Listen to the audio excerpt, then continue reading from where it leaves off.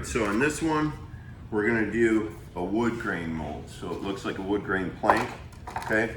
So same principle in previous videos. I'm gonna spray my mold that I have right here with a release agent, okay?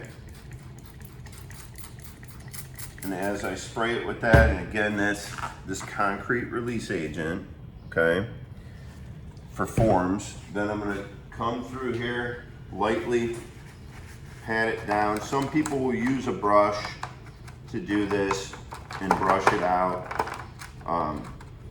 I just use paper towel, pat it down, get the major pieces out, but also get it run along the edges and everything, so that way I get a good release. Okay, but as stated previously, what I like to do is I like that where it's a little bit like that so I can add colors. So I want to add colors to the face. I'm going to pour two different molds of this. One is going to be more of a natural concrete look. This one's going to give it more of like that black background of concrete that we've mixed with a little bit of hint of blue, but I want it to have like this more of kind of like a burned wood type look. So again, we were asked to put a little bit of blues here and there. So what I'm going to do is I'm going to go through here and add some hints of blue, okay? And there is no right or wrong way to do this. You know, this is just giving it that kind of unique look. Some people spend a lot of money and a lot of time just trying to get a very like washed out look on wood, a weathered look. They like that look. What we're gonna do here is we're just gonna have some fun experimenting, adding different colors. We have some browns, some blues, a gray. I'm gonna put in almost kind of like a brick look, and we're just laying these on top of each other, you know, so it's like everything kind of pushes through, meshes together. So you can see I have like this red brick type look as well, because we want different hints of things, you know, and again, it's just giving a very unique look to the face of it, okay? And the cool part about this is a lot of the mixing and things that we do has to be so exact, right? But when you're coming to something like this, you can have it where it's a little bit more unique. You don't have to worry about it so much, you know, because normally if you're doing that weathered look, especially on a wood or something, it's very inconsistent. That's what people like about it. So again, I pull out and I lay everything in by hand for my concrete, because I want to keep that color pushing right there.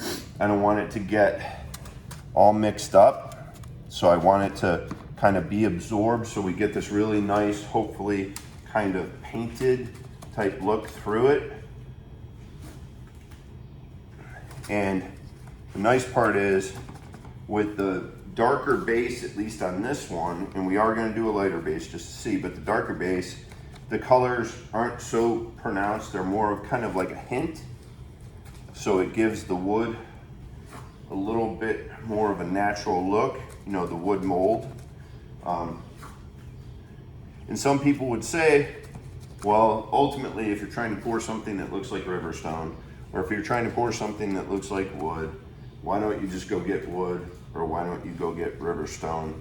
You know, why are you trying to take something that's a different medium and manipulate it?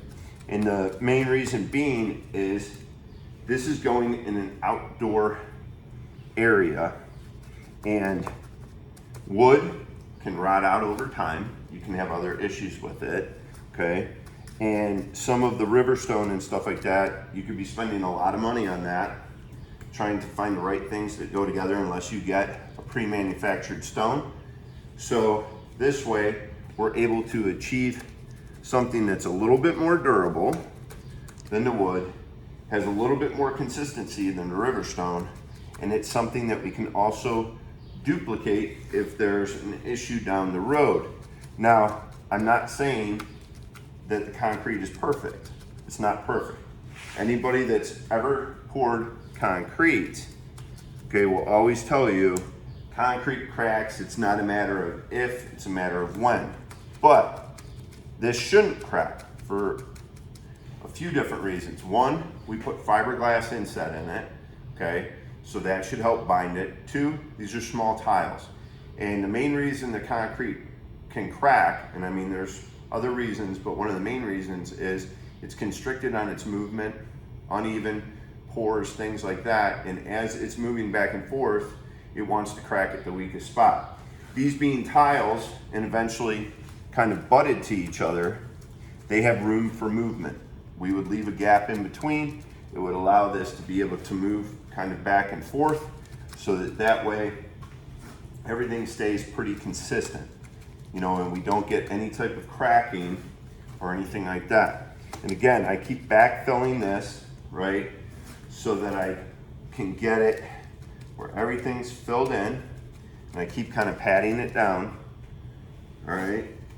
And again, it's not the cleanest thing to do, okay? So you obviously don't want to do this in a very nice area. You want to make sure it's somewhere where you can get things wet, you know, mop things up, whatever you have to do, but you want to keep patting it and get it down. So I'll again take my gloves off as I did with the last mold, okay? Throw those out, come over and grab, I could grab a float, I could grab whatever to essentially take this and level it out, okay?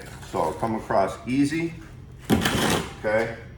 Come across easy again, okay? Now, as I'm coming across, this is important, right? You see that I'm extending beyond both sides of the mold. I don't want to come here because obviously I'm just going to push a line straight down into it. I want to make sure that I'm riding on the rails of this mold. That's why we have these ridges that come out on it, okay? So I come across again, and then if I want to screed it out, then I start on one end and I can come all the way down. But what I would do is, since this is covered, you can screed it out even with a hand knife, okay? You just come across in small motion like that, okay? But you see how much build out I get right there? So I'll move these spoons out, okay? You see that? Okay, so I can come across again.